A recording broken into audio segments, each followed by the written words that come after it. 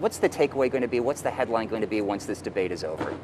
Well, the difference is when you see from 2016 to now, the current time, is the president actually has a list of accomplishments, promises that he made, and those that he in fact kept and honored to the American people. So it's no more just of a campaign speech of someone promising what they're going to do, but the American people can actually evaluate and give him a report card in terms of his performance, in terms of the promises that he's been able to keep to them, which is really, I think, a strong positioning point for the president to hammer that home and compare it to the 50 failed years of Joe Biden in public service, which his biggest accomplishment has been taking a paycheck from the American taxpayers and accomplishing absolutely nothing. So there's quite a binary choice to be made, and I think the president is in the strong power position seat tonight to be able to deliver that. If there were to be an area of improvement or something that 4 years from now needs to be done, needs to be corrected, needs to be changed, what would you say the goals would be for those 4 years? What needs to happen that hasn't happened in the past 4? Because again, we talk about, Vice President Biden, things that could have been done different over his long term.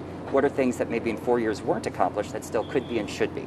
Well, I think the president has 173 promises that he made that he kept, which is quite a tremendous record when you see it in terms of the accomplishment, especially when you see sort of the morass and the fighting, the swamp that's still there in D.C. But I know the president is quite earnest about reforming health care, about immigration, continuing to make strides in national security, continuing tax cuts that benefit the middle class and all Americans, and also continuing to bring up more manufacturing, especially in light of what happened with the pandemic. So more of, making sure that we're able to put America First policies that stimulate the economy versus exporting the American dream. Of course, taxes have become a big headline in recent days. What do you have to say to that and the reporting that's been out there on that? I say, of course, the President of the United States has paid a tremendous amount of taxes over the course of his lifetime. I think it's no surprise that people try to release things like this, like the October surprise, 30-some days out from the election. But I think the President's really just going to continue his strides forward,